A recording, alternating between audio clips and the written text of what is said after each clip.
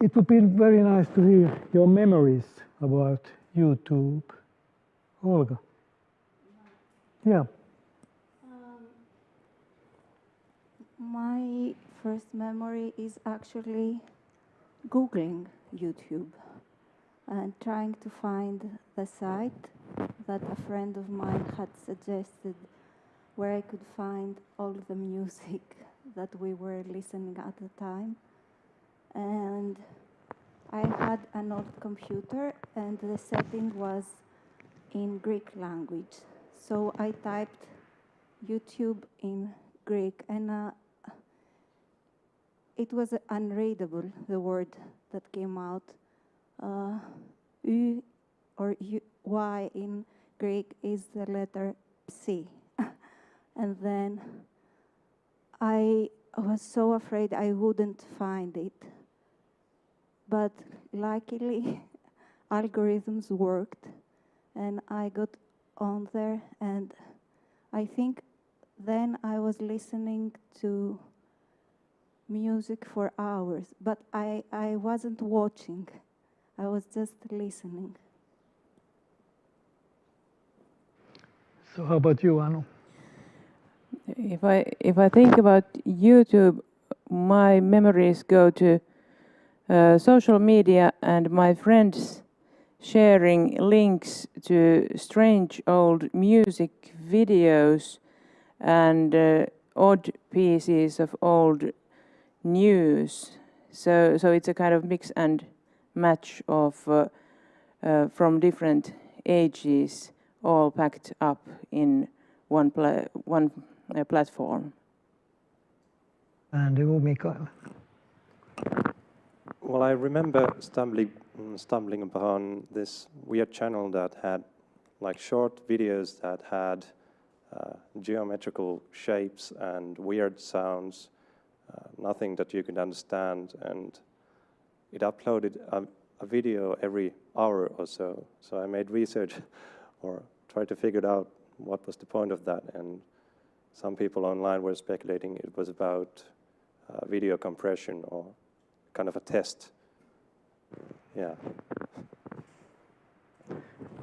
And my memory is kind of anti-memory because I don't really remember anything kind of definite important, but actually what was most important for me was that my anthropology teacher, what he told Tom Strong, what does YouTube mean for his work.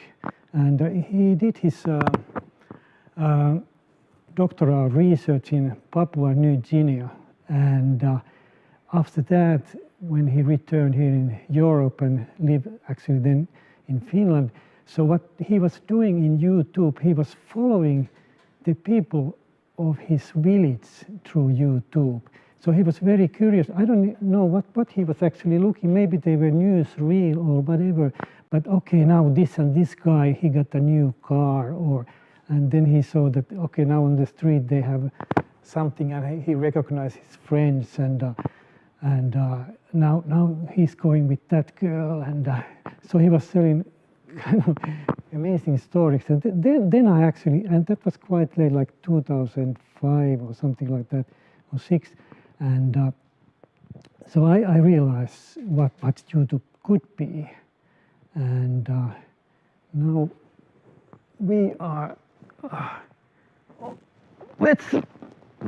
You want a coffee or tea?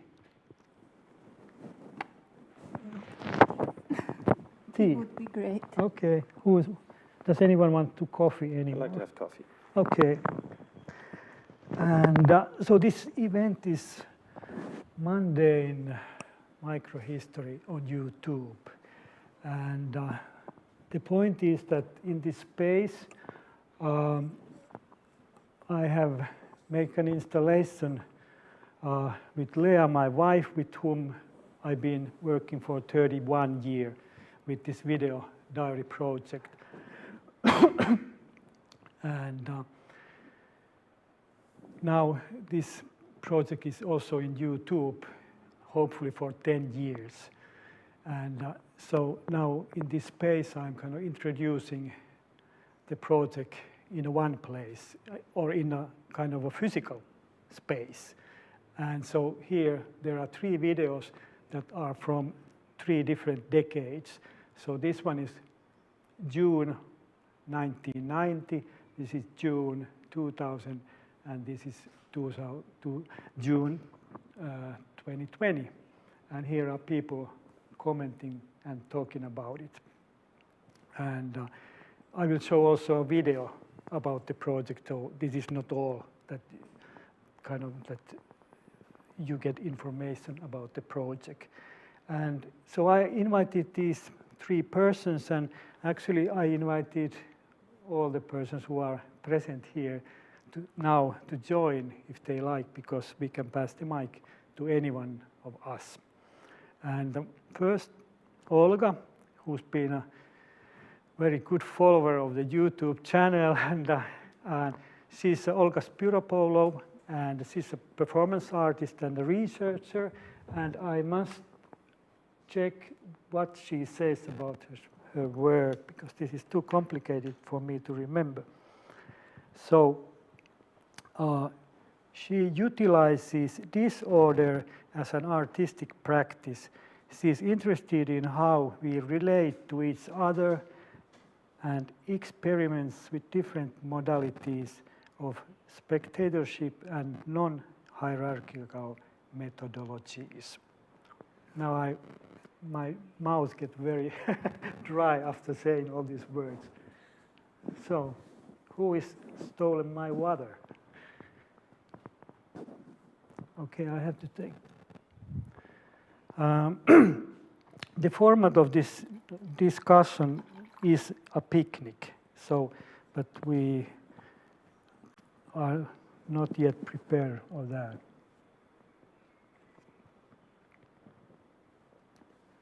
So, and here is Anu Lahtinen, that we just know each other through this project, and she just mentioned of herself that she's expert on biographical research and digital sources in historical research. So let's find out what does it mean. But I have to congratulate, because she was nominated just as a chairperson of the Committee of Public Information in Finland, tiedon julkistamisen neuvottelukunta.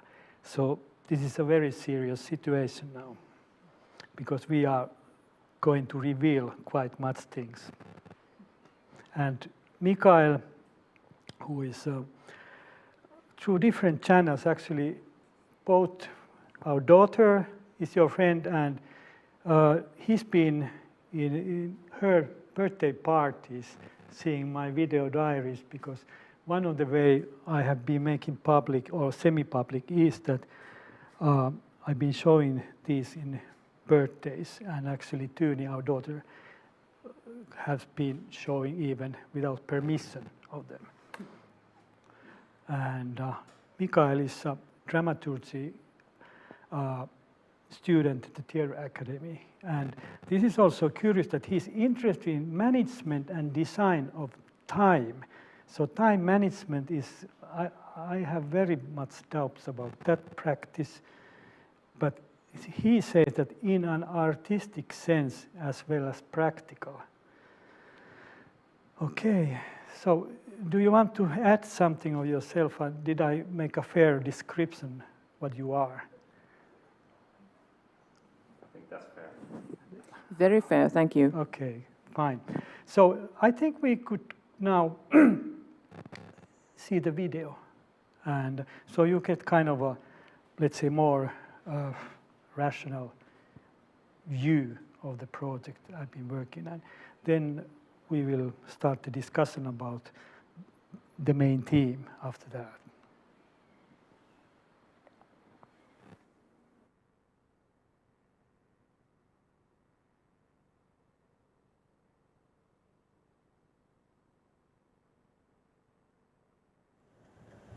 So these events, they're simultaneous now. Mm. They're not the past. Mm.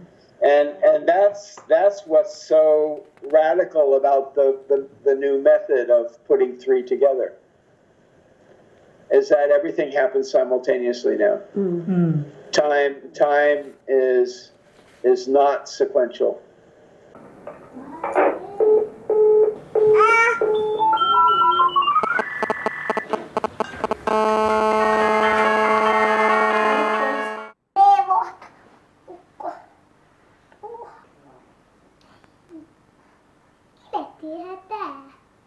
Pidettiin päivä. Ei! Kun nyt on yö, vetää pois ja avaa koteissa. Minun koti, silloin jo siellä.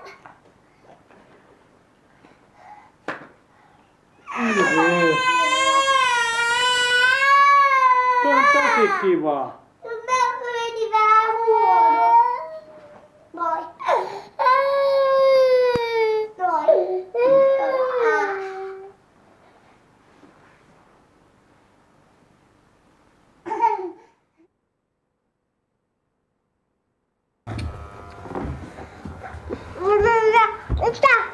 Mitä? Mä haluan kuvata. No kuvaa sitten. Mä en halua, kun mä kuvataan, mä en suostu. No niin, Antti, mennä vaan. Mä en suostu, mä kuvataan. Kato, sulla on hienot rintakarvat. Kuvat pyrin rintakarvoja. Tosin ne on laina.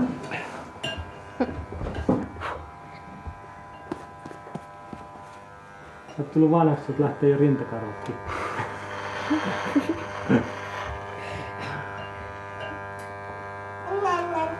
Hei, tuossa, kato, kuva tätä soppavarasta. Apua, soppavaras on paikalla.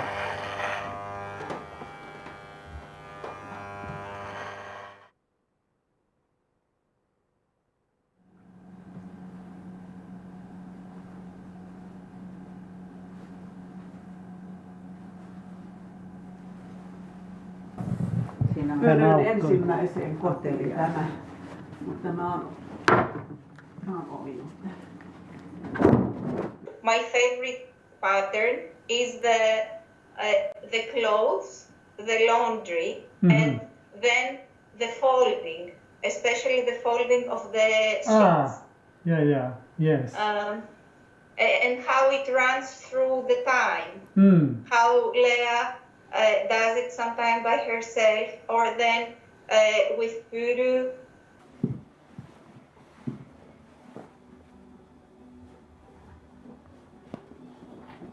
What I cherish a lot about this project is that most moments are just moments you would forget. Ei mitään tärkeää. Ei mitään tärkeää ole tapahtunut tänään. Rupeat sä kuvaa. Älä käy sitä. Do you get it? Yeah. So nothing, which actually is important, happened today. That's that's the diary in a nutshell. Your diary is about what Jean Rouge edits out. He edits out the boring parts between the charismatic shots of the foaming mouths and the you know, and you reiterate that. Yeah. You know, that's the nothing that is important. It happened today. You know, that it's what Jean Rouge edits out. But actually, what I take in is usually, you know, if I do some task, I usually leave the task away and take all the pauses and thinking what is in between. No se oli niin säväyttävä se Foucault-alusvuotejakso, että se jäi sillä tavalla vielä niin erottuvana elementtinä, mutta mä en tiedä, en mä katso noita silleen etsiäkseni sellaisia niin mitään draamaa, vaan että siinä kiehtoo juuri semmoinen jatkuvuus ja semmoinen niin elämäntoisteisuus. Vaikka vuodet kuluu, niin siltä kannalta se, mä en tiedä onko se mieleenpainuvuus mulle noita katsoessa semmoinen niin keskeinen, vai enemmän se virta on se, mikä kiinnostaa, että miksi mä tykkään katsoa noita.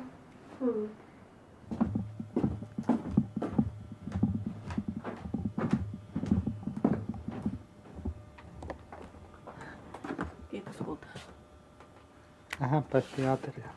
Joo. No. Niin, nyt mä mietin vaan sitä, että miten tämä niinku oppimiskäsitys, näin, että äskenhän me puhuttiin sitä, että niinku, tämmöinen niinku Foucaultlainen ajatus valtarakenteiden horjuttamisesta ja sitten toisaalta niinku pragmatistinen käsitys oppimisesta ei ole ristiriidassa. There is not one viewpoint. That of course you are filming and you have a vision, but they are so messy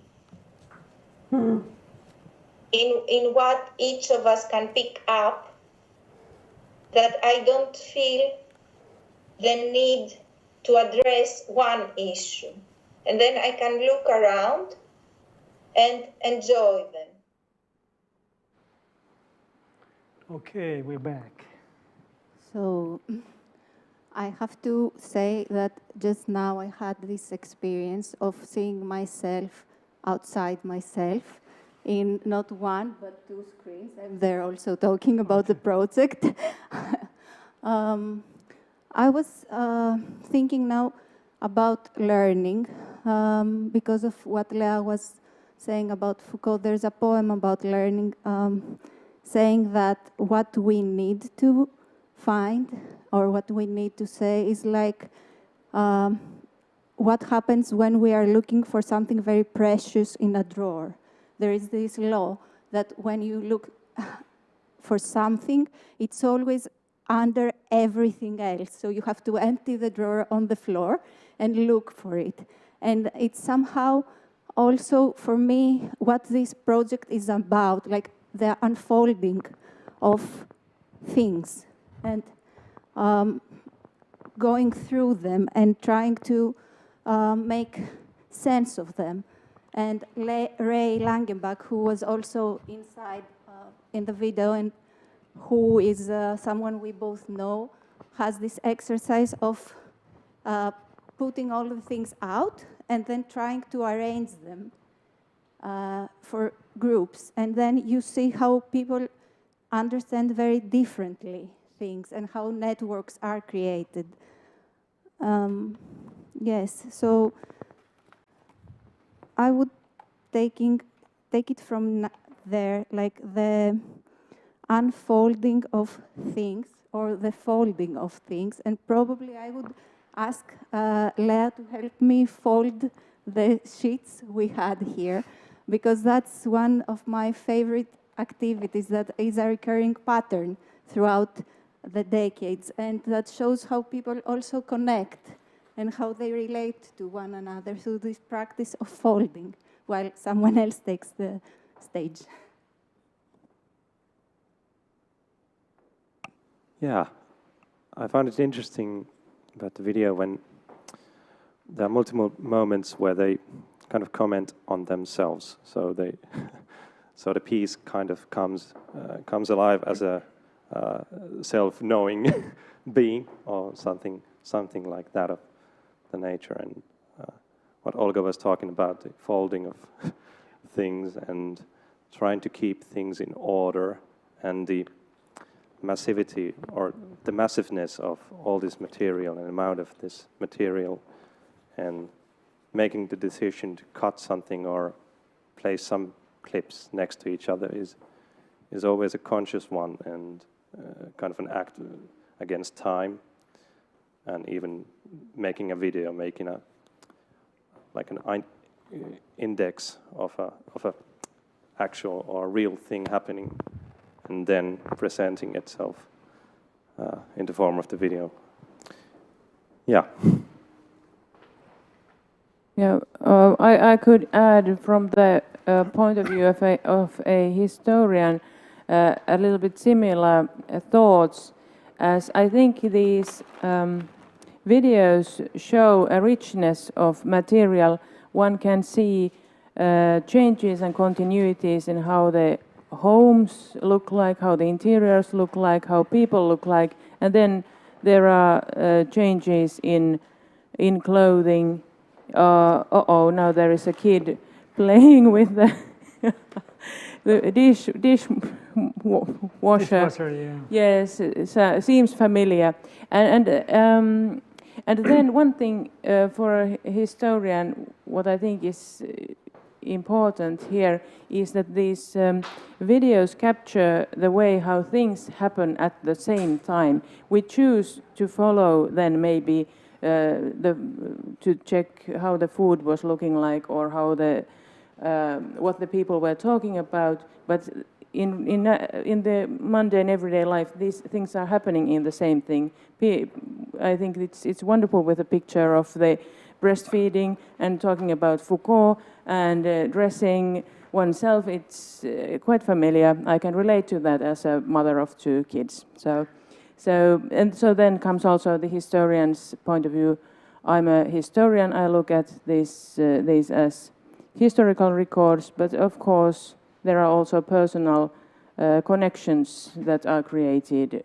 So there are subjective experiences, selection, what to choose if one goes to study, to use this as a source for mundane history for decades. So how was it before, video and so on, that this kind of everyday life was documented for the historian? What was the kind of most interesting source? Well, I think, well, there have been historians, some historians focus on political events, some focus on everyday life, but if one thinks of studying the everyday life, then we would have written diaries with written reports on what is going on, but those are already, then the person writing the diary is already selecting what they are writing, while here in the videos one can see a variety of things that are now long gone, like technical things and others, but they are on the video, maybe not with purpose, but they are now looking back, they may look quite interesting. Yes. Well, written diaries and still photos might have been something to look at, and then the real artifacts, of course. But do you see that also this, videos and so on can be researched, not only as research material? I remember when my anthropology studies that there was this discussion about the ethnographic films, that actually, because there is too much information in a film, so the researcher cannot tell precisely what he means by the film, because it always is kind of leaking things happening that not supposed to be, or are not kind of dealt in the research and so on. And I suppose now in the video time, this, let's say, the mess of everyday is even bigger in the pictures.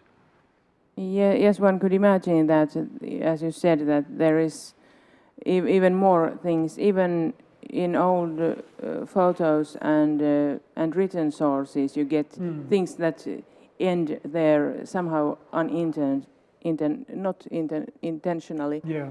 So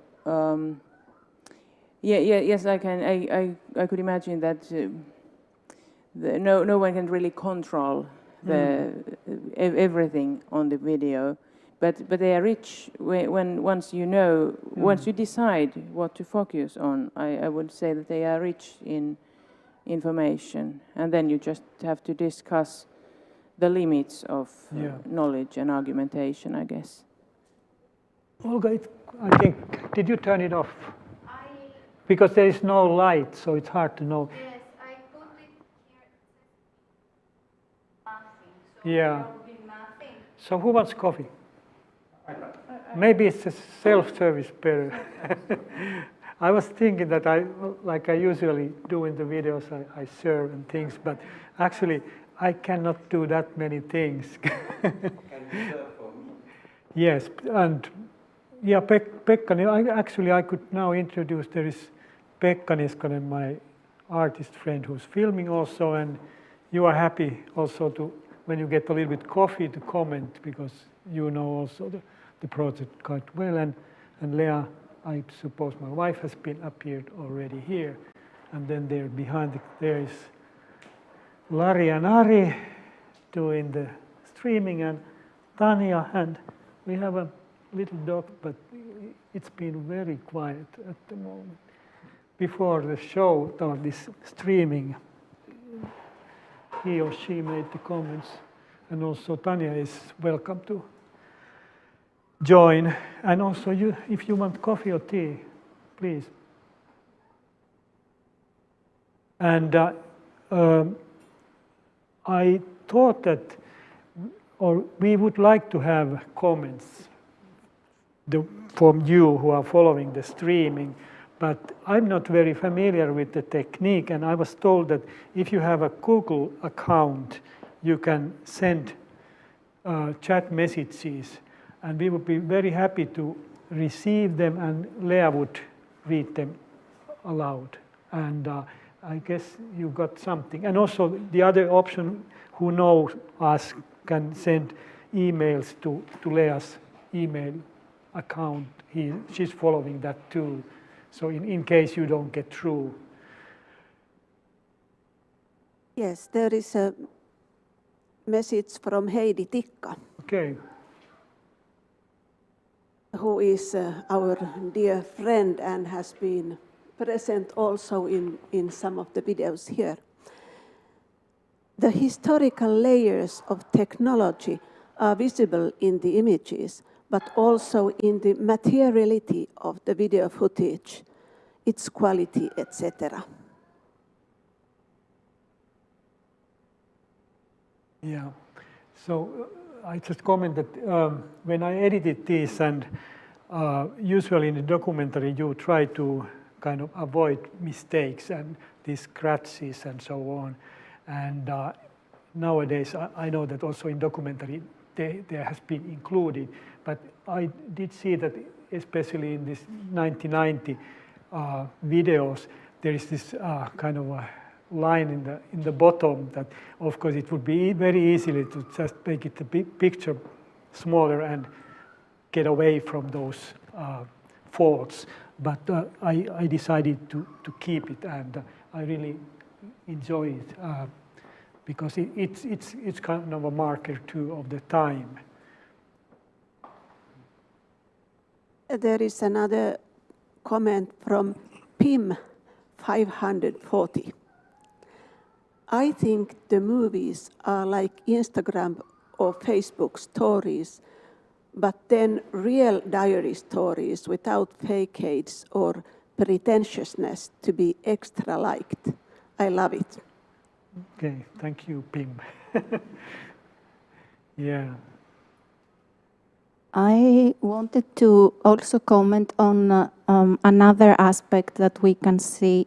It's the development in theory. So in practices of thought, because throughout the years there have been a lot of instances in the videos where Lea or you are discussing theorists or theories that have appeared in your works, and somehow also one can see the trends and the threads throughout. So not only in the technical aspects, but also in the theoretical, in the thought processes and the theorists who are important. And I was reading actually today, before I came here, about auto theory, because you are, you are framing this as a diary practice. Am I correct? Are you framing this as a diary practice, or what kind of practice is this? The 3 times per decade? Well, originally the idea was very simple, to take the video diary that has been in art context and galleries in an internet context and see what happens. And it was an unfamiliar territory for me because I'm consume it quite old-fashioned way for getting information or watching movies, and actually it's kind of an extension of the old mediums for me. And still, like you sent me this Instagram channel that is Amalia Ullman, and that has created a personality in Instagram. And I saw the pictures. Of course, I didn't concentrate well in her work, but anyway, it was so strange for me that I just didn't get a clue. So I'm happy if you can synthesize kind of the point that Amalia is making in the Instagram.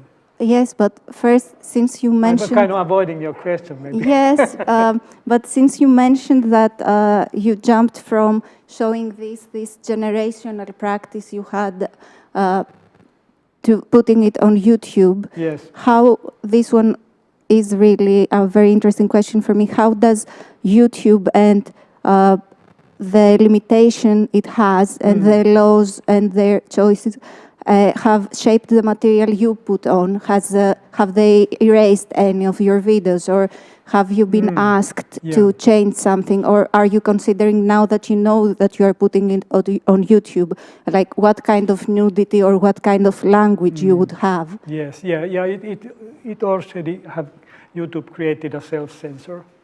So I kind of already that everybody has underwears or pants on when it appears that on the video.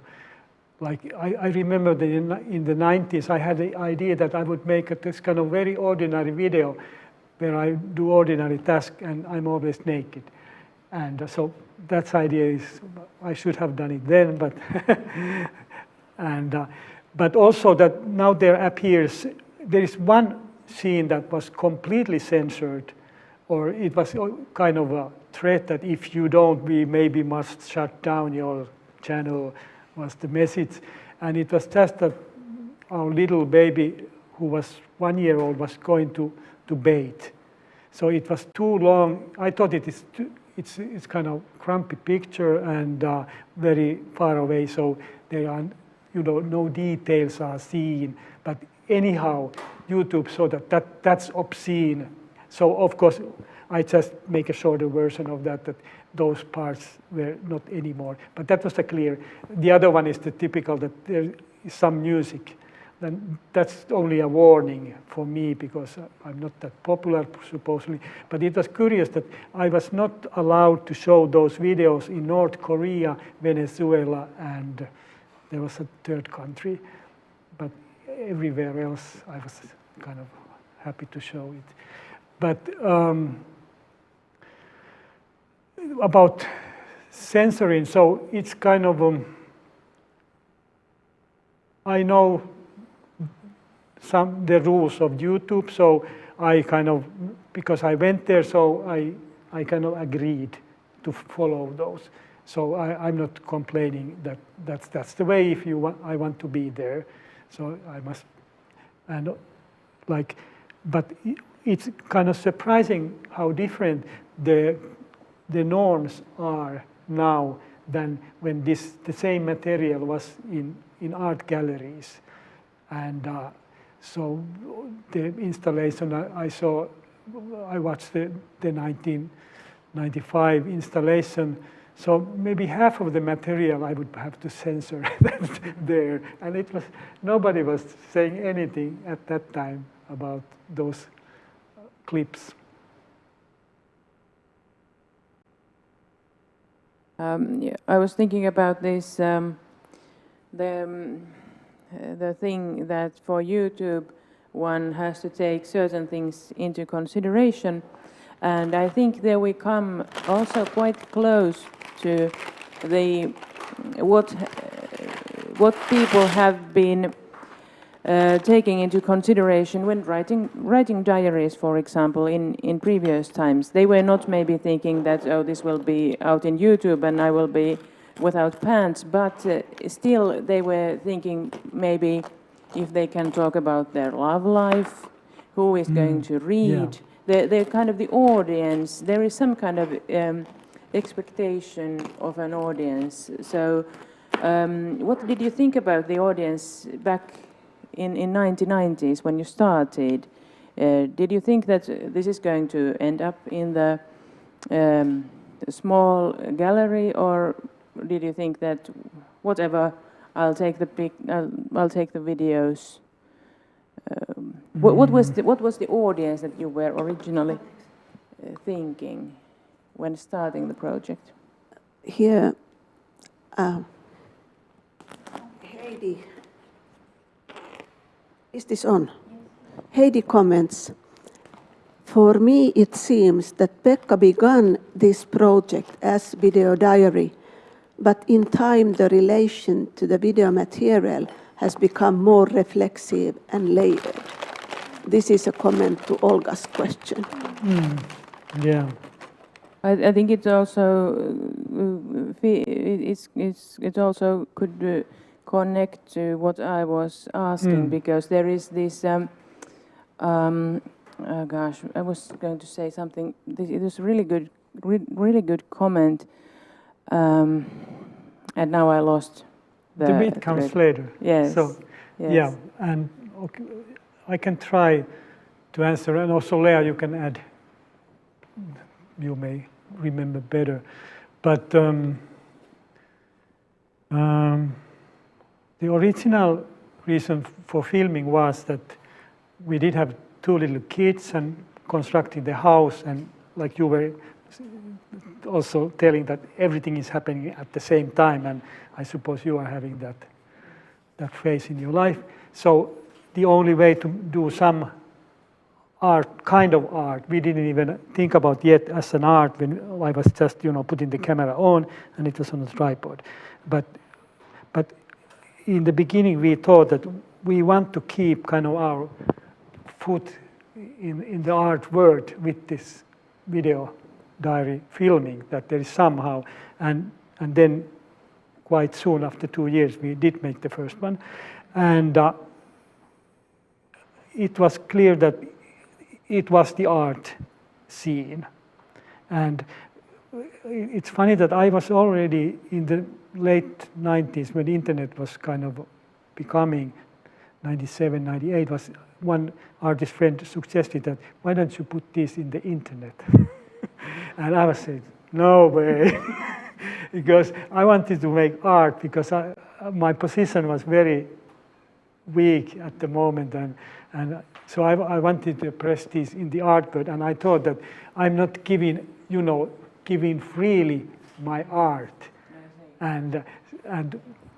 but of course now I know that one guy asked me, and I'm sure that he was thinking that I would be very regretting that I would be the millionaire or whatever now, because being in the first, pioneers in that scene. But I think that I would be completely destroyed probably.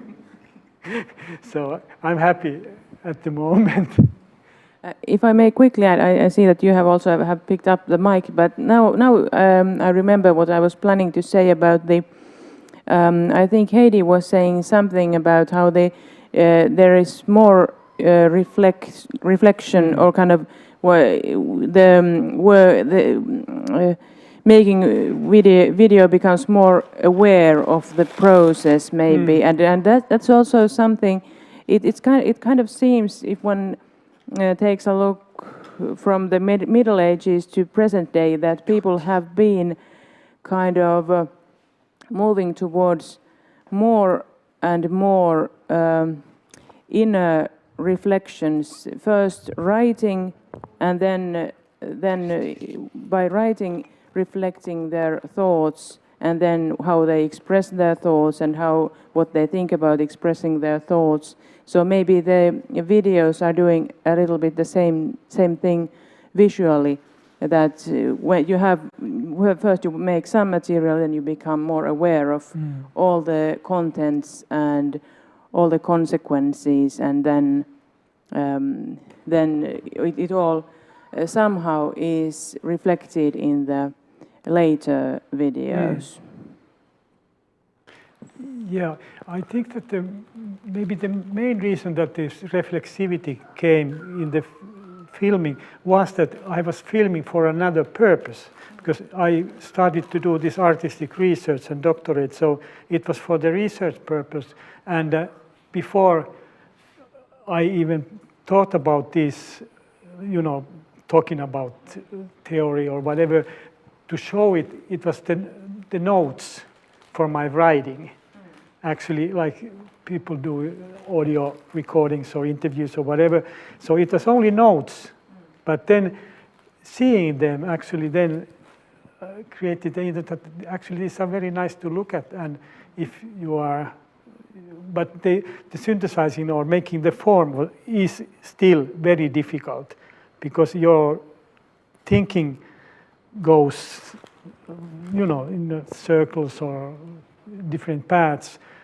But actually, I don't know if this kind of the YouTube culture actually is making that too kind of a popular, that people may wander around their houses and think about that, and these kind of longer clips, that they are not necessarily edited so tight, like if you would make a documentary about your life. I don't know if that's my kind of guess. Have you any idea of that? What are you looking at? Yes, I'm just looking where are the cameras now. So I would like to turn this. What is there? The screen of my laptop to the camera to show the materiality of Ray Langenbach's messages. Those are the... Yes. Leave it there, then they can zoom. So that's what Ray is writing. You are on the way. Okay. You're going to read it. Live, live, live, chat, chat, chat. Carnivorous carnivalize. Predatory predictability. Predate post-dating. Institutional oh, I can't read it. Institutionalization. Repetition as consumption. Feedback. Okay, I disagree completely. He is my mentor. Still, mentally. Started to think about, we were talking earlier about YouTube as the current home for these videos, and as a medium which itself censors some of the material automatically. So I was thinking of it as a historical, well, I'm sure Anu knows more about this, but if you would be researching the whole corpus of YouTube in the distant future, when it might be useful to see in video how people would be doing normal things, for example. But it's weird that even then there's things that are censored out by different algorithms, and the whole existence of these videos and people coming to participate in watching them or engaging in them are mostly defined by how the algorithms make people find the videos. And at the moment, if to my best of knowledge, I think the YouTube algorithm tries to maximize the watch time. So if people watch the videos for a long time, that makes the videos good. And if it makes people click the videos more, it makes it good. And there's the element of, well, I've not seen too many channels like this where there are artists in YouTube doing things like this. But if the artistic kind of the colleagues of ours find these videos and start to watch them, there might be a counterculture where the gallery moves into YouTube, and it's kind of palautettu. it could be conquered then as a gallery space. I don't know, or artistic space. So, and do you know are there any YouTube galleries? I know that, of course, internet has galleries, but are they very another word inside the internet? I myself, I'm familiar with the already pre-existing, like for example, museums coming to use YouTube as an extra media for their own being. For example, during the Corona, many museums brought their collections to public in, for example, YouTube as tours. But for like straight into YouTube, like this project that doesn't really exist without it. I've not seen too many. I know at least of Instagram galleries where you can apply for, and then for a certain amount of time they show and post some artists' works. Of YouTube I haven't heard yet, but maybe it's also the medium, how you can consume it, that it's not gallery-like, or maybe it is. Yeah.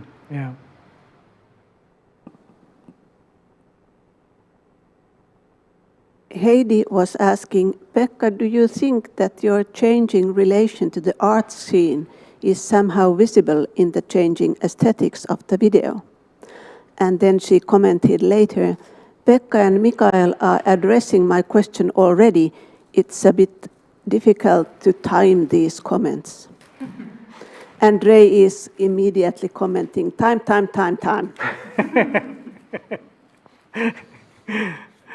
I wish he would be here, running around. But he is here. Yes. The ghost. Heidi, she... Well, now he entered my head, and I don't have any thought about it. The viral influence. Ray comments that the process is self-predatory predating. Somebody can explain me his thoughts. Olga, you know him. Self-predatory predating.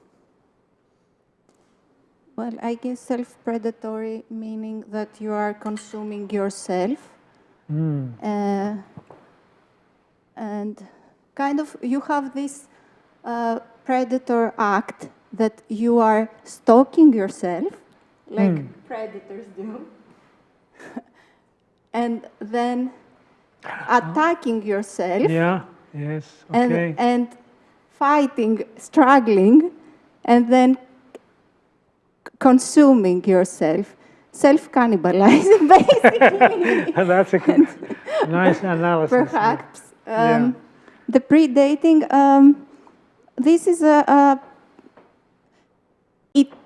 I don't think it was a premeditated act, but because you weren't sure, I don't know if you had this vision about the project. You had, as you said, you started with this vision of going into galleries and doing your research, but perhaps there is, I think it connects with time and how we actually think of time and history.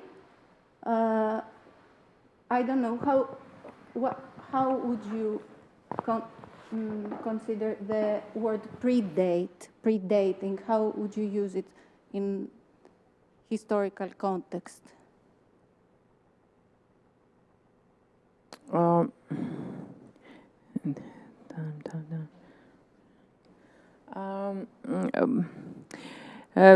At this point, I've been struggling with the word now for a couple of for some time. I can't directly translate it now. So can you find it through Finnish? No, that's precisely what I have been trying to think about. How it would be translated. Could we get some hint from the Ray from the himself. great Yeah. commentator, or is it? Ray, you have to be responsible of your words. You just not can only play with them. If we want to be scientific, we need to define the words very carefully, or not. But yeah, well. I think you were making, you were doing this as an everyday practice. Yeah. At the time, but perhaps not constituting a history out of it, as you're doing now.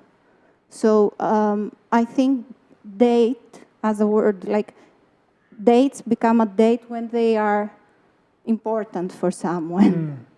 And I don't know how were you showing it? Were you showing it with the dates as it is in the YouTube videos? In the 90s, yes, there not always, but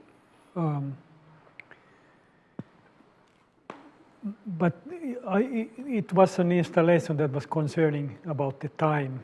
So there was a kind of one period of both of us, like here, that it goes the day after day for a 1 week. But then mainly it was about what does happen to the time inside a shot. That was the main point at that time.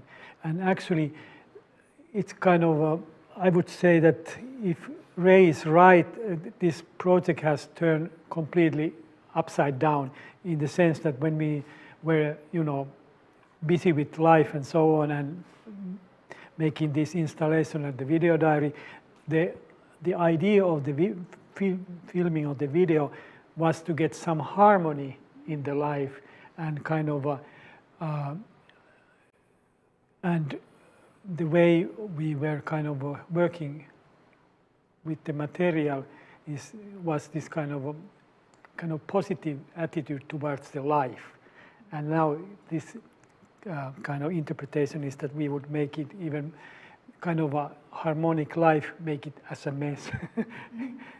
Because now I'm living very kind of simple and easy life compared to that in the past.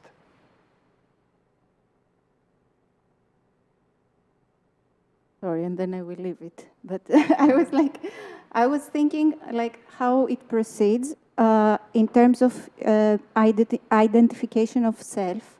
So the first videos where you are reading actually your notes, to me it's like somehow trying to find yourself as a subject, learn something about yourself, perhaps as an artist. Then in the 2000 videos, I think Tuni is very present and learning through her. Yeah. I really appreciate like everything she does. It's like rediscovering what things are through the process of a kid learning. And now it has turned, in my opinion, to what this is, something like connecting to what Anu was saying about the post or meta level of what am I leaving behind. So actually, to me, it's not so much aesthetically, yes, the messiness, but I think the messiness is more in the 2000 videos, where and now it's more about what am I going, your legacy as an artist, perhaps.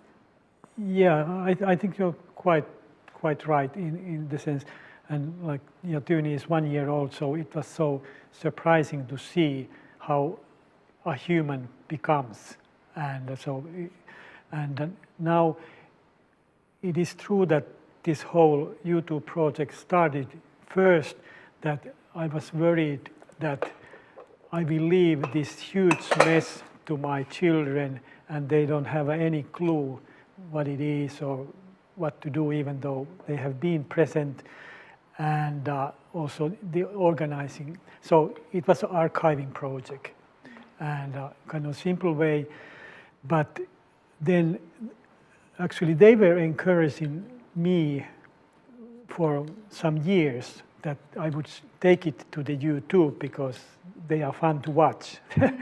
So, and in a simple way, and then I get encouraged to do it. And also I realize that then if you kind of start to archive your own life when you are still alive, so it's kind of a deadly process that you, how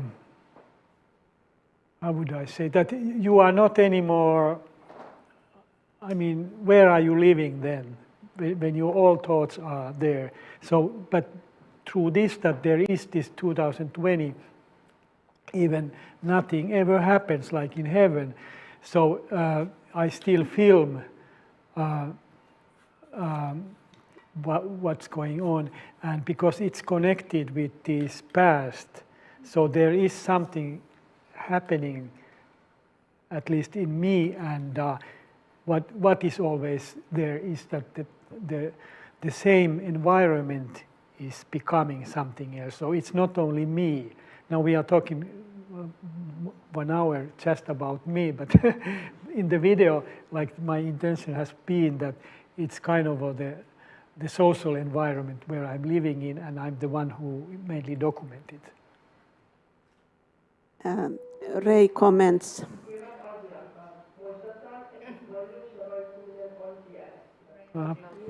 Ray comments. Yes. Pre is post. Post is pre. Two Pekkas, one that sees the other. It is Rococo because Rococo consumed the revolution before the revolution arrived. And now just a new message arrived, predatory precognition. And I love these messages flying over the ocean, they from come Malaysia from to Finland and back. But I'm happy if Anu would comment this, if you want to read it again about this Rococo connection with the Rococo. Can you kind of get to that? It is Rococo because Rococo consumed the revolution before the revolution arrived. Yes, because Rococo was the style of art and clothing before the French Revolution. So here we have the same ideas in this predatory predate, that something is that the process is kind of consuming itself before it is there, before it is complete. It's something like something to that extent. But that's so there we get something. It sounds unlinear, so I have difficulties with it. but yes, okay. So then it's somehow related to how the time is. There appear remote conversation with Ray Langenbach in that video. Okay, so the discussion is predated this discussion.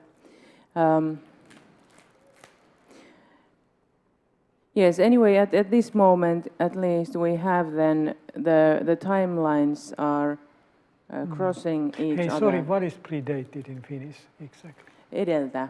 Edeltävää. Okay.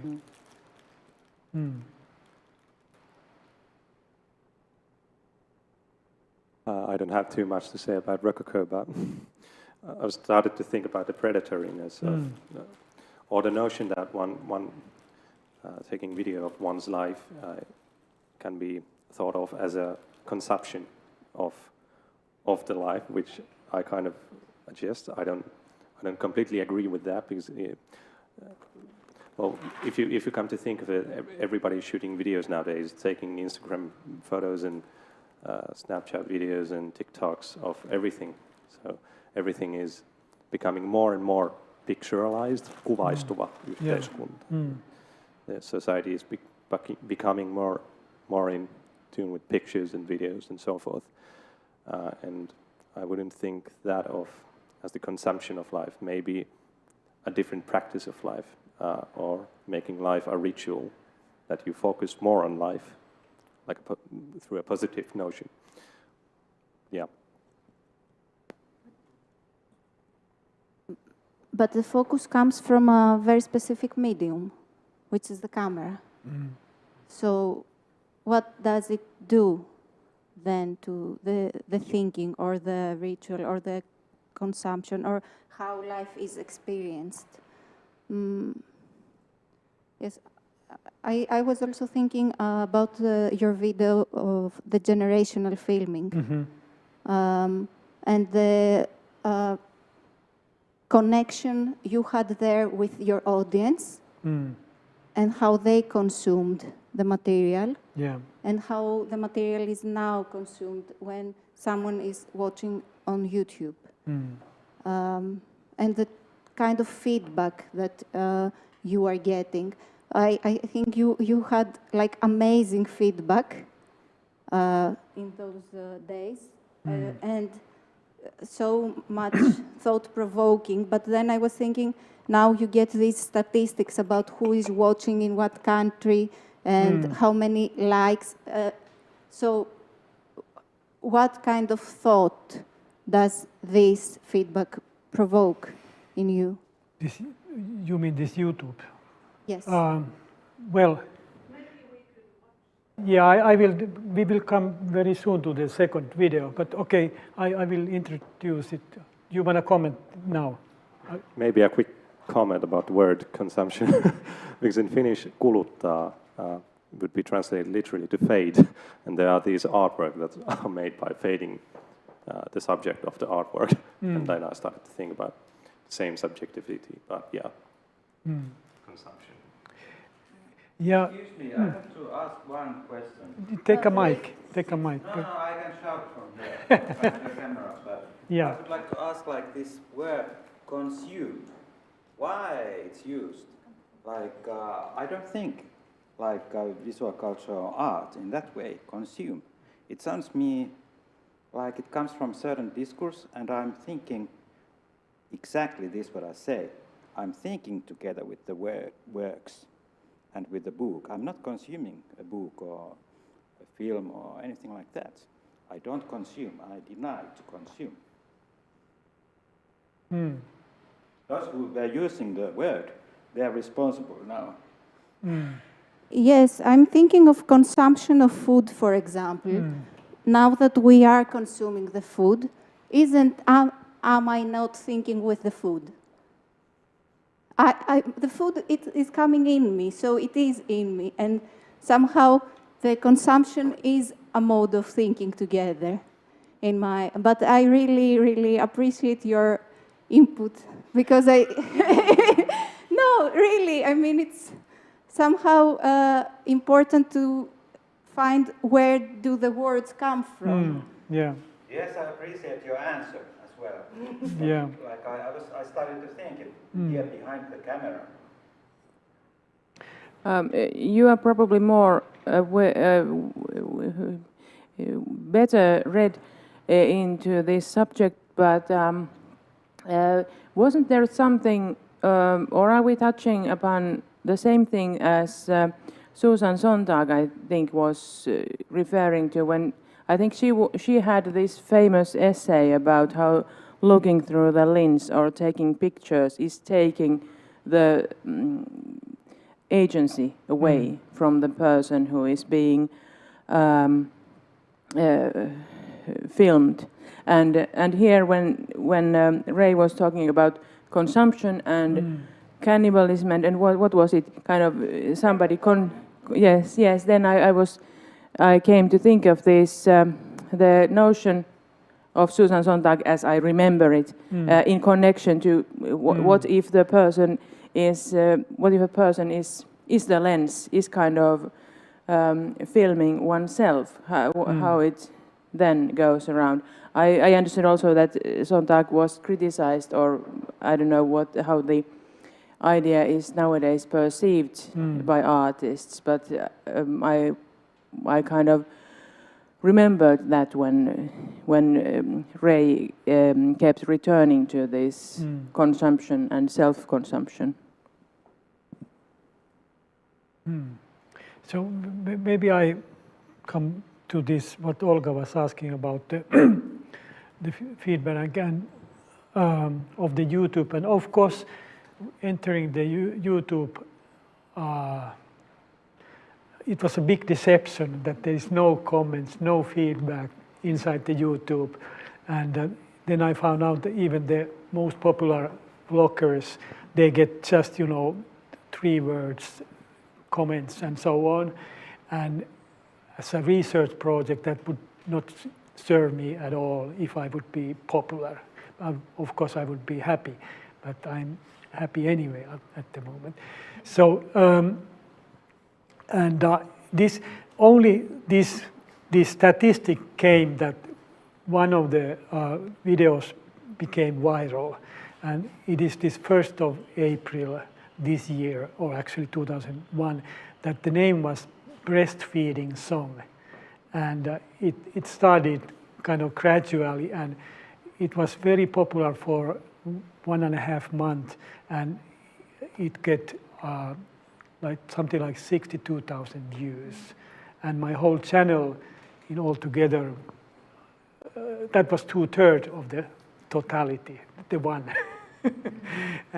But actually it did create or the algorithm did create some connections, that Olga's friend suddenly get my channel to her feed, even she's been not watching or whatever, and somehow, and there are positive things. But actually, so those weeks I was always, following these numbers, and okay, India is the biggest. My big fans are in India, according to the statistic, and of course I don't believe in seriously.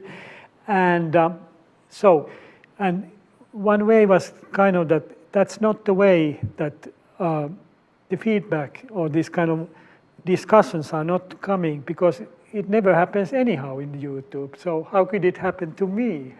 So then it's better to see that YouTube is for this kind of public archiving and having it somewhere that anyone can enter it, even hardly anyone entered anyhow. And was there a kind of second part of your? You were mentioning that how different and how valuable feedback I did have in the previous phase when I was making my doctorate, and we were creating together this generational filming method, and I explain it very shortly, and then I show an example how does it work in the video, and that's the second one video. I explain it first. So, and first I had to see also where did I show it, because sorry, a little moment. So the method is that we did show these video clips thematically in different places, and we call it asking for advice. So we literally, when I started my doctorate, we went to different places and show clips, and people commented them, and we asked, what should we do with this material? And I filmed the comments, and when I came back here, I did show these to my doctoral seminars, and I filmed those comments. So the generational filming means that there is the first generation, let's say a haircut, and then there are people who are commenting it, that's the second one, and people who are commenting those comments, that's the third one, and so on. And with this haircut, I have 12 generations. And this is an excerpt what I will show. I did show it, and it was organized by this famous Ray Langenbach and Anna Turing here in Theatre Academy, Finland. And the name was the Generational Filming Southeast Asian Comments. And the seminar was Shifting Dialogues Symposium Documenting Asian Art and Performance, Embodied Knowledge, Virtuality and the Archive. And the point of my presentation was, what do the South Asian people think about our video diary?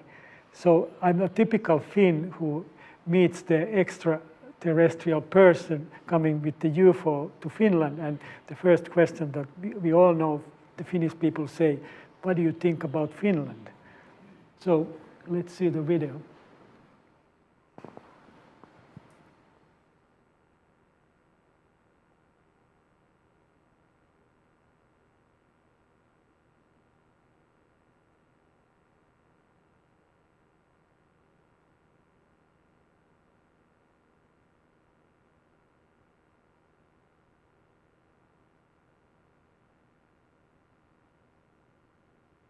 Generational filming, so it's just like ingredients, you know, in like a soup.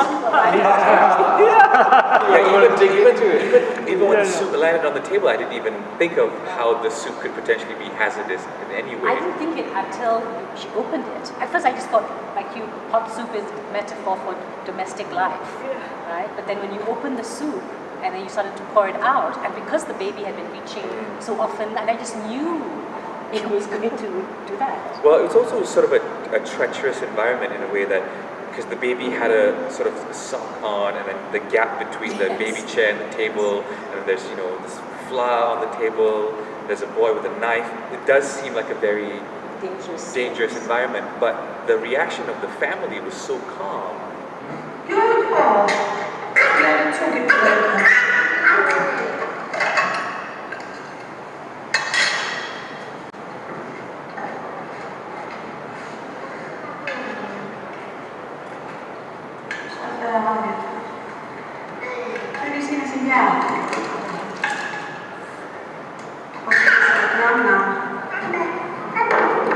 Our people, our children encounter with a more dangerous situation than that.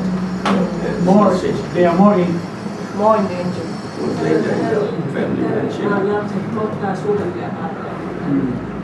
But of course they can. Of course, this is not safe for our family and our farmers people.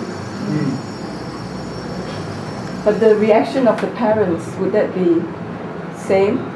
They neglected because of our family, our people, and our children. They took behind their parents. Because most of our parents and most of our children, they never encounter in table like that. High rise, you mean? Yeah, upstairs. There's the family in upstairs. You can study now. And you took the camera and you make some danger in our real life. Our family and our children, they follow every day. They're faced with electricity. Your children are not faced with electricity, just only the hot water or hot water. Yes. Yeah, electricity. Every shock can occur in our family. Because the non-electricity off, non-electricity on, non-electricity off, non-electricity on.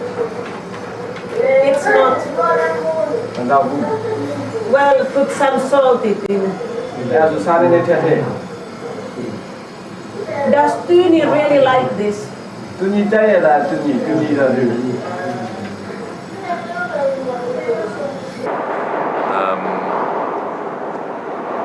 But yeah, but I think the idea of that, I think the first thing I saw when the camera started panning to the pot was the yellow T-shirt. I think that was what stood out the most. And I think my reaction was, that's the guy. I don't know necessarily like if I was blaming him or anything, but I was like, I saw what he looks like. He's wearing a yellow T-shirt. By the crying, so I wasn't actually looking, and I realized this when I saw it this time. I suddenly realized, oh, there's the baby at the sink. Oh, her legs are wriggling. So suddenly, actually, when I watched it the second time, without the trauma of hearing the baby crying and being, I was kind of blinded by my emotion the first time I watched it. But watching it the second time, hearing people's conversation, I began to see things which I didn't see before. I saw things inside the pot that I didn't see the first time around when I was watching. but it is that I can't see this happening through my own eyes. I see it with the camera's eye. You wish you didn't actually remember, like you saw it, or you remember it because you see the film in your head, but you wish it wasn't actually there in your mind. You wish that you forgot it. I don't the original like happening what took with him. I don't remember at all. I remember all the many places where I have seen this video, and I like remember those situations. Yeah, I thought that was interesting, and it was also very interesting to watch this because they were both laughing all of them were laughing at the same time. They were laughing. Yeah. And she became very quiet once she started crying because she was laughing at first.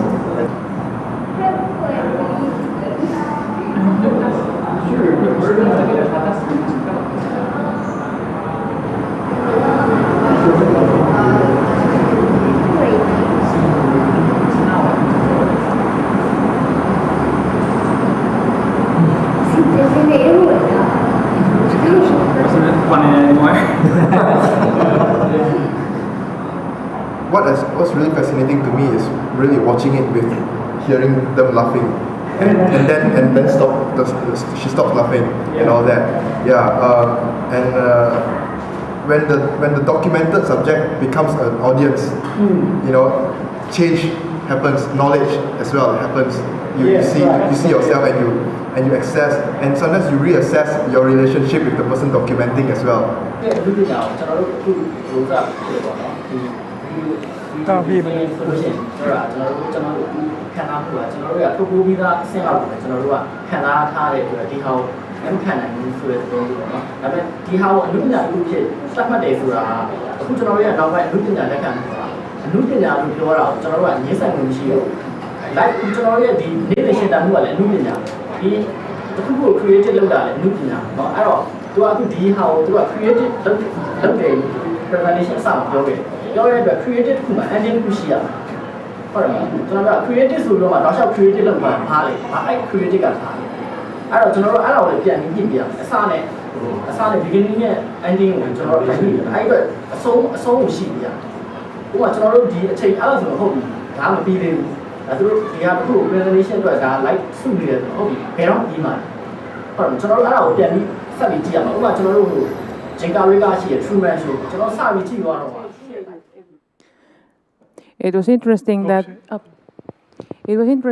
he ended with the comment on how amusement doesn't have to have a conclusion, and while the art has a conclusion, because it reminds me of how Monty Python sometimes told that they had difficulties in finding punchlines to end a sketch, but then they just made something silly, and so one could think that they will have the amusement that goes on without necessary conclusion. But anyway, there were a lot of things and feelings in this video, and as I understood it, people were reacting to seeing children in danger and also reflecting on how their own children face danger, like electricity or hot kettles. So was this the topic danger? Was it selected by you, or was it the audience before, or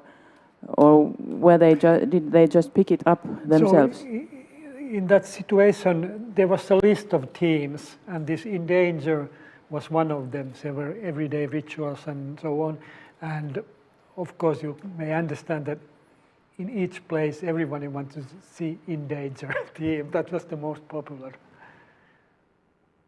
So they were kind of real and appearing like a... Okay, so then the danger was popular in every place. Okay, yeah, which would also I'm not an anthropologist, but I have understood that noticing danger or taking notice of dangerous things is thought to be it's very relevant for survival. So it was interesting that was chosen. What was this audience? How were they selected?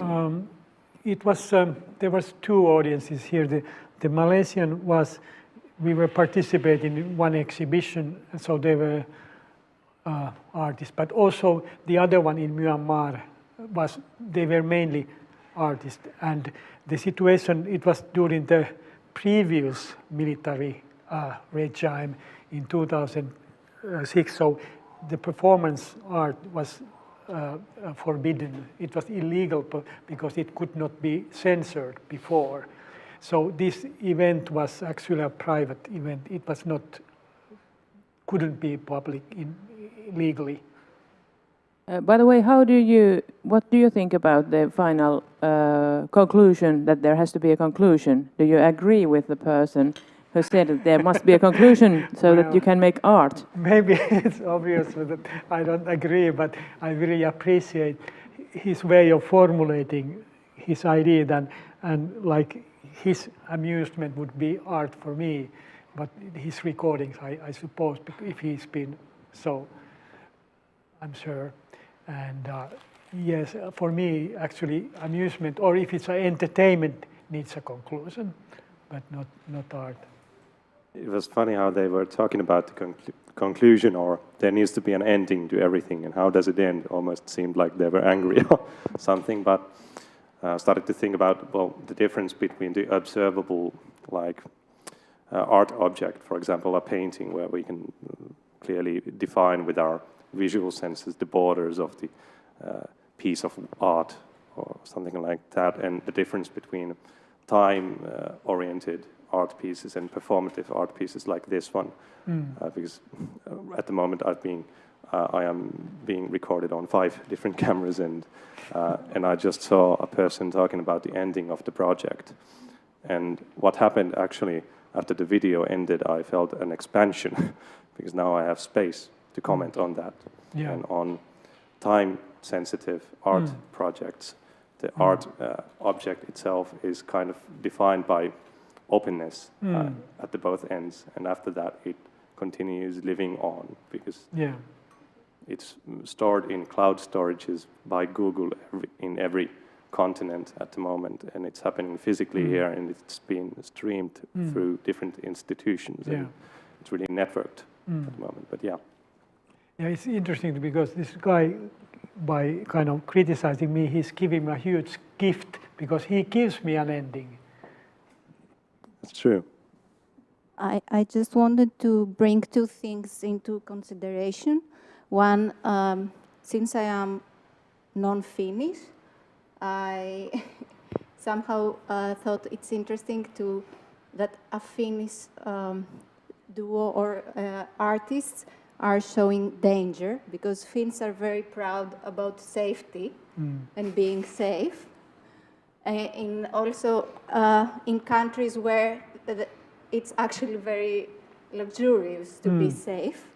And in connection to the context also, I think, because art, of course, in situations where it is used to speak about political regimes and where there is heavy censorship, of course, art is there to make a statement. And I think somehow probably the comment comes from asking for support or asking. Sometimes I feel like in performance art also, the artist moves around in public and you have people coming to you and asking you, why are you doing that? Or what is it that you are saying, actually? Why is this important? And now I remembered one comment you had made. Lea taught a course before we all went to Palestine about participatory performances in public. And I was very adamant about wanting to say something very specific. And then I remember you saying how my approach was orthopedic. And this has been in my mind ever since. I'm trying not to be so orthopedic, but sometimes now my dog actually has a problem with her leg, and she cannot put her leg down, and she needs some type of orthopedic help. So I think it's highly, and there in Palestine as well, people were asking what things were about. What is it that you are saying in terms of the situation? They were pushing to choose a side. It was very important to them that they knew where you were placed. Yes.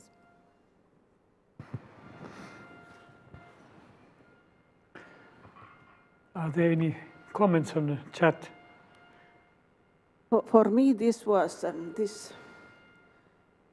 meeting with the South Asian audience was mind-blowing, because before we had just been seeing these videos by ourselves and seeing our own reactions and maybe some reactions of our closest friends, and paying attention to specific issues and making our own interpretation.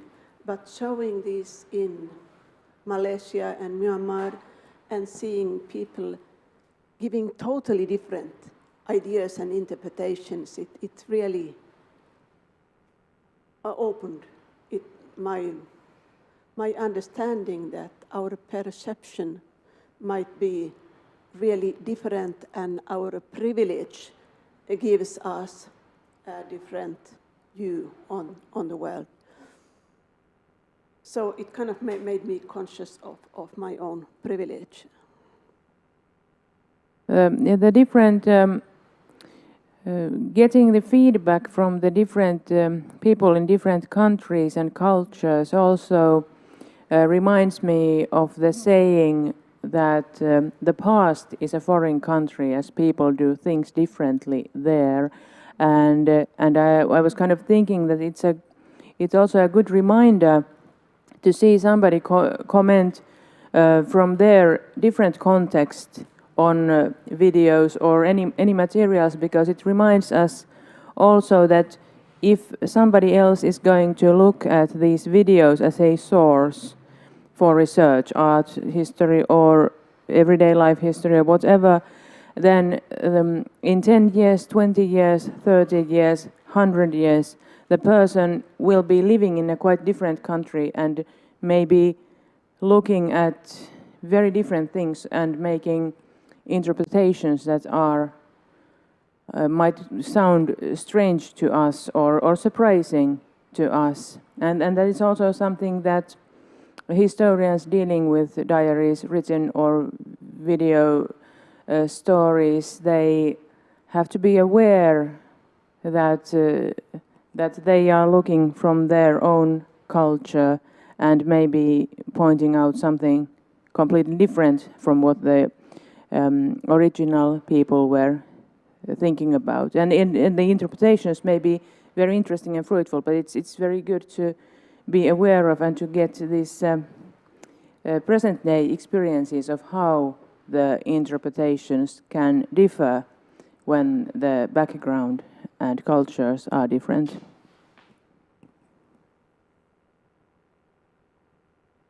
Yeah, I just almost started to think that I'm constantly watching these three screens that are playing clips from the project and about the videos, and almost that if you would like to make something timeless or understandable to a future generation where things might be very different, there should be a useful description of everything that has happened there. Pekka is sitting on a log, and next to them are many logs that are used traditionally for warming up places or something like that. Because that could be almost like a hieroglyph. And also the form is just a peculiar. Yeah. There. Yeah. That kind of brings us to the topic of metadata that is nowadays often talked about, that we have lots of pictures, we have written text, we have we have data for what's the word?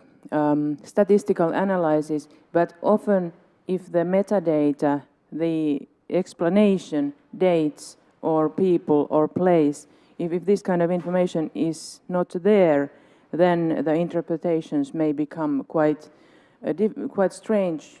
And nowadays, when it comes to archival work, we are talking a lot about what metadata, how much metadata there must be, what is important metadata. Of course, one could endlessly write this kind of, there are logs, this is from the machine in the picture is from the 21st century and so on, and something is needed, but everything can't be there, so how to make selections, how to make them comprehensible, and then there is also the language. For Finnish speakers, we can understand what is being talked about. If somebody understands only not Finnish but English, then the texts are there. But then, if neither of these languages is comprehensible, then one needs to trust on what is going on in the pictures. And was it so that you were writing all these texts, or how was it? There's another microphone. Nice. Yes, I haven't done all of them, but I've started like 2 months ago, 3 months ago. Can't remember. Something like that. Yeah, and I've been doing the transcriptions of the things being said in the videos, and the way I've been doing those is that I get a black screen and only the sound file, and I'm doing the transcriptions from those. And tell the experience. How do you feel when you are in the dark? In the dark, because as a playwright or a student of playwriting, I have this experience when I'm writing, for example, a scene for the stage. I always or usually see what is happening. I see a physical space or imagine it, and then I can compose the dialogue or everything that happens. But by doing this with only the sound and only kind of pure text that is being said out loud, and not seeing the video, I have to reconstruct what is happening, because sometimes there might be a dialogue that wouldn't make sense in a foreign context. That you kind of have to know what is happening. Because, for example, I remember transcribing a video where they were washing teeth, and they didn't talk about washing teeth, but because I heard the teeth washing sound, I can make out, okay, now I understand. But because of that makes a difference in the words that I use, or things how I describe something when the text is actually translated. Because after I've made the transcription, I translate it in English using mainly different computer-assisted software, and after that I make corrections because they get things wrong.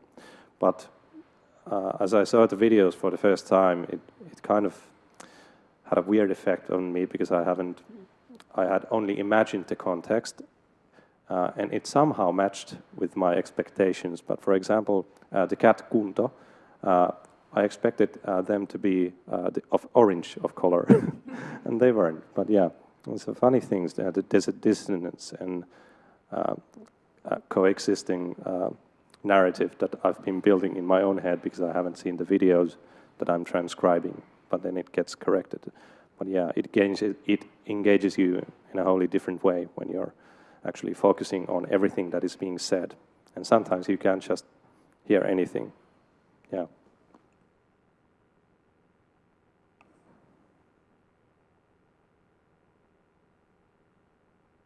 Should I leave it silent for a while? Yeah. Without speaking, I think. Somehow, I always jump to speak. But I remember at first you had subtitles, and then you stopped. Yes. Doing the subtitling, and then I had no access to the those videos. I lost a couple of months of them. And I think I need sometime this metadata already now, because this culture is not very known to me. I've been living here, like now it's going to be my 4th year, but there are so many things that if I were to see it before visiting Finland, they wouldn't make sense to me. And now this actually is a way to form my preconception about Finnish life. So this creates a stereotype for me. What is the Finnish way of doing things? Like, for example, what happens in every season, usually, or what is like the cleaning, the washing of the carpets, the logs that you were saying, and when is its season? It's totally different, the weather from Greece. And there are so many things. And because I don't speak Finnish, there are recurring words, like the word kulta, that Pekka uses for the people in the house. And I was like, suddenly, without knowing what kulta is, somehow I got an affect from the word. So then when I heard someone saying kulta, immediately I got this warmth, just because I was hearing it so much there. It's not only the meaning the deer, but also it's the name of the cat. So it was repeated quite many times. Also, it was, for instance, when the cat was stealing the fish. So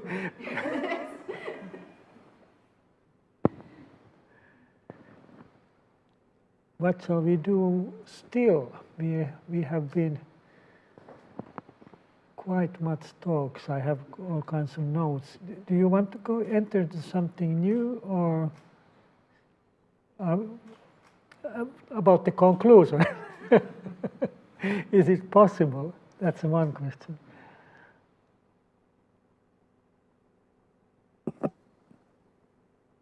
Yeah, it's hard to say about the conclusion, because even now, when the visitors to this pavilion come here and see these, it leaves a mark, and the videos are. Well, I started to think about the long scale, how long YouTube is going to be around, and where is all the material going to be archived. Of course, there are many projects like the Internet Archive, but I'm not sure if even they archive videos, because there's just so many of them.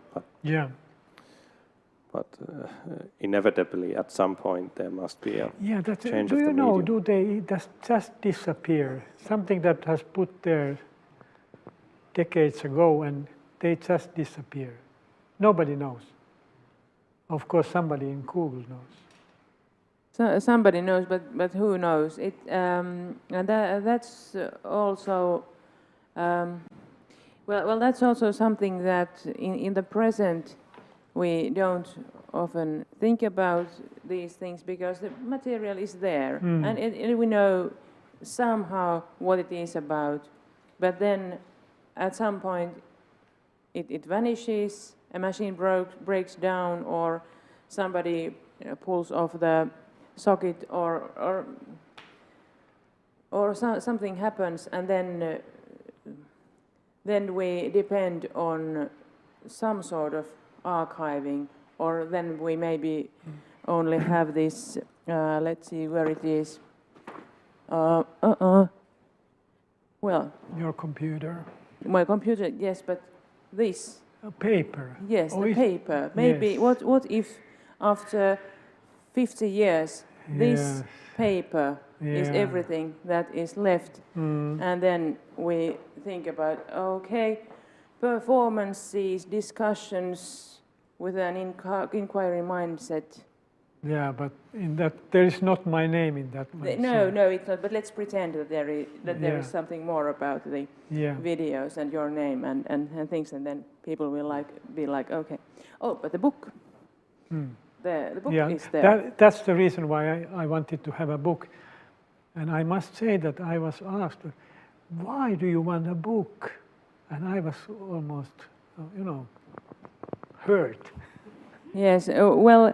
I have, even today, I have been discussing with my colleagues about how difficult it is to keep any digital material available for 5 years, 10 years, 20 years. Some of it is still available, lots of it is not. So indeed, I think it's as a historian and as a person who has been dealing with some 1,000 years of materials, the paper is still a quite good source and material for archiving or storing something.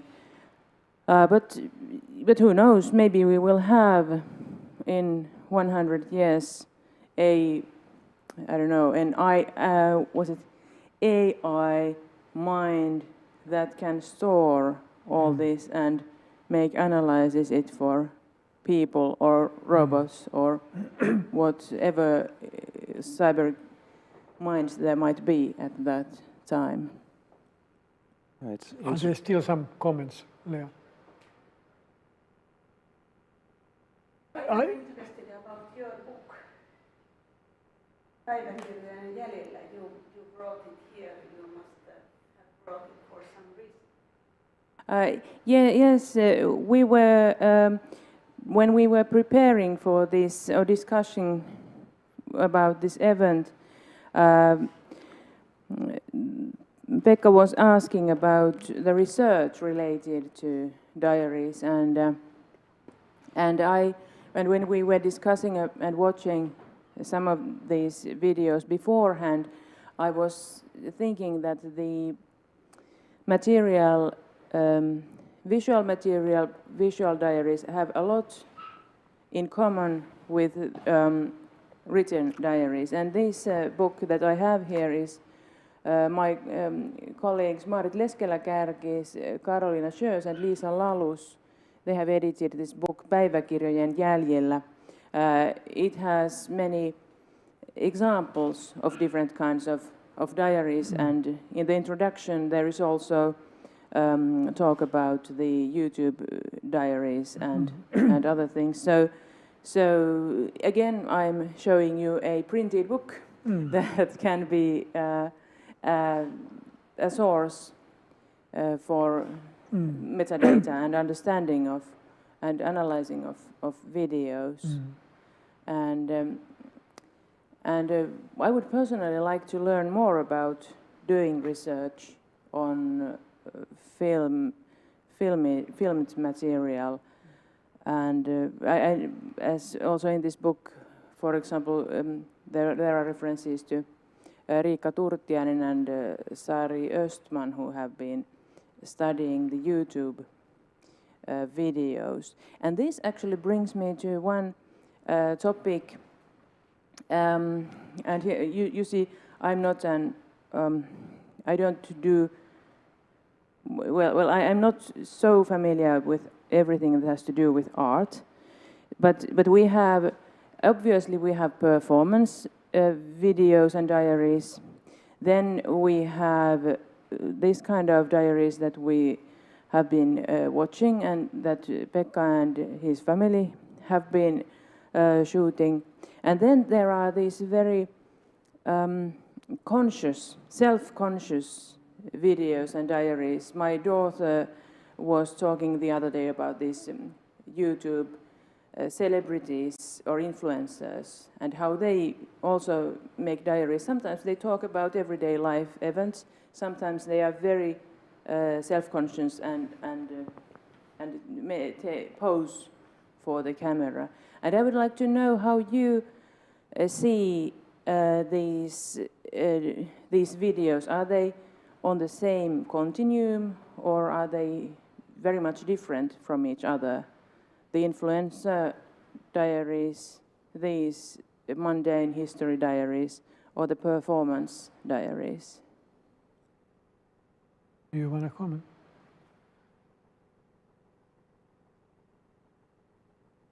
I could say something about the material and what remains, and before going into that, there is in one video, you are having this picnic, and there is the sound of a bird, and Lea asks Tuni, which bird? Yeah. And Tuni replies.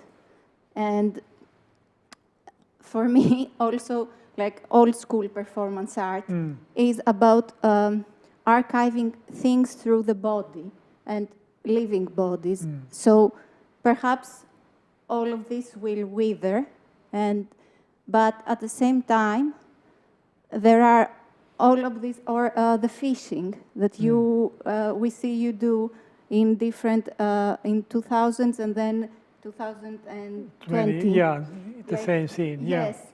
So, or different things that are performances that somehow, should we listen?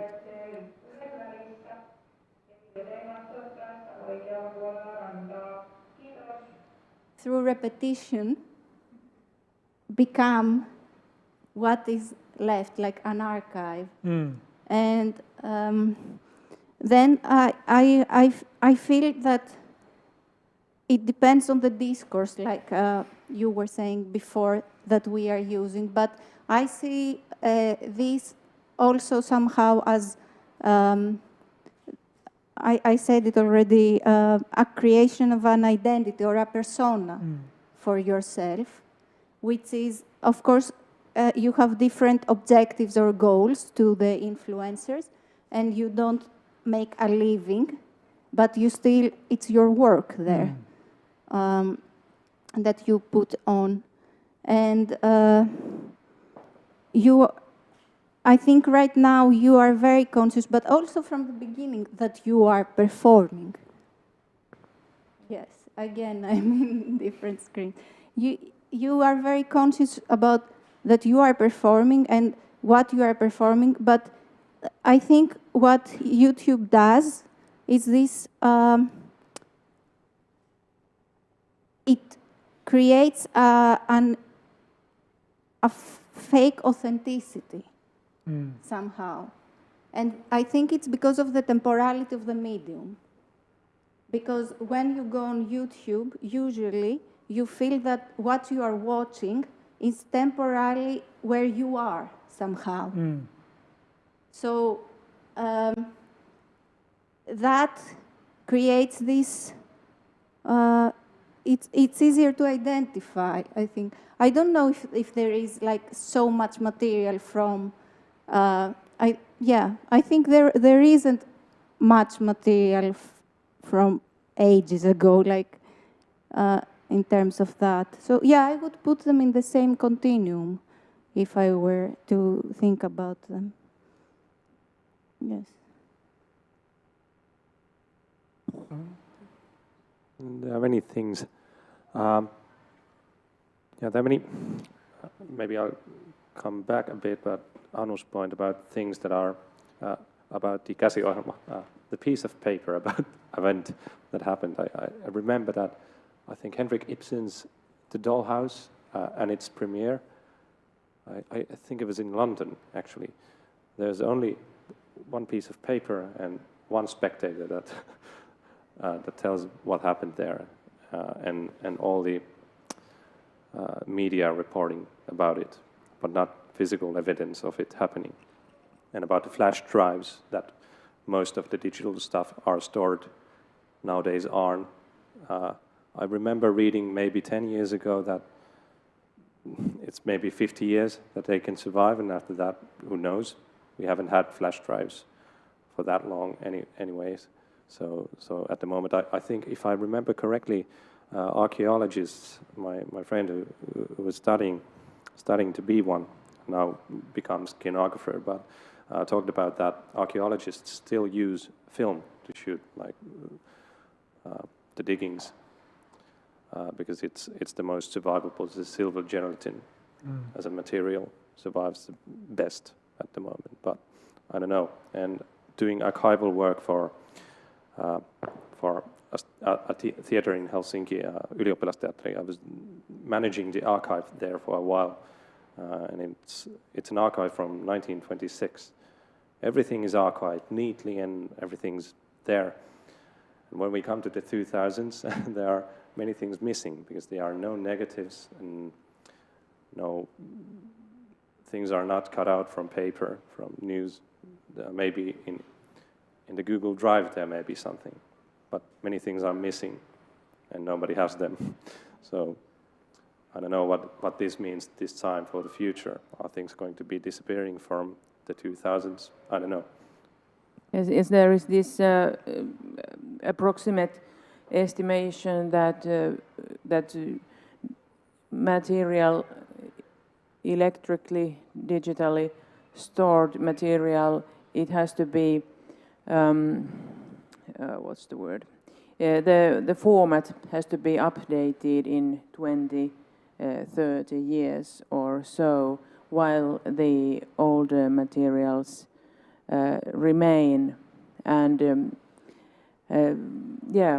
well, that brings us to interesting questions related to what will be left of us. And indeed, if one thinks, what you said brought to my mind that in the medieval times, in the 16th century, if a person had a position as a judge, for example, the court records were his private property. So he had the court records at his own manor, and he was storing them at his home, and if the home burned down, then everything vanished. Then somewhere in the 17th century came the official archiving system. There were collegiums that would take care of the archives and documents, and then we have wonderful series of sources available, precisely at least until approximately 2000. And then we again have this thing that you said, people are having their computers of their own, or maybe it's the computer of the organization, but it crashes, the disks are wiped empty, everything vanishes. And it's again a little bit like in the medieval times or in the 16th century, maybe. Maybe we are truly living in a short-term memory society again. The long-term spectatorship to the future and to the past is disappearing. I don't know. Yeah, that's at least something to be considered.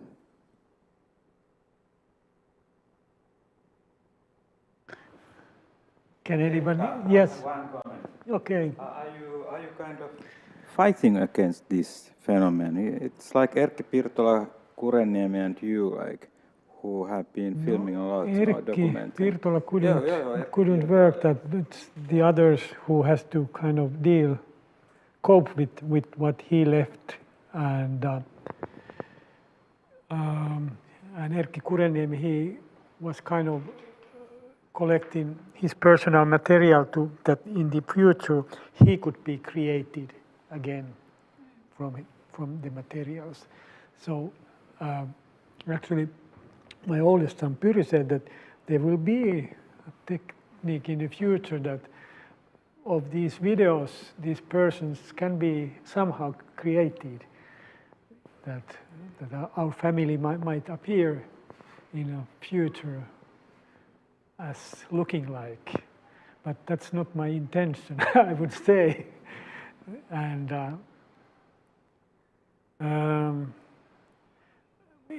I'm in a situation that for me it's easier to continue than stop.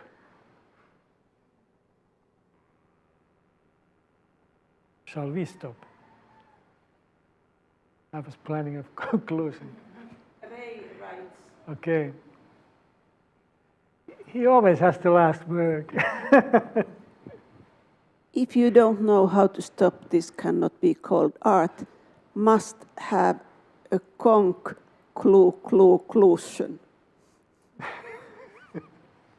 Yes, no, that's the end. Okay, he won. That was conclusion. Yes. Yeah, I think so. Okay, thank you all too who followed this one. And thank you for your comments, Heidi and Ray, our dear friends, Heidi from Vilppula and Ray in Malaysia. Yes, so this was... That's a good conclusion. Yeah, thanks for you all.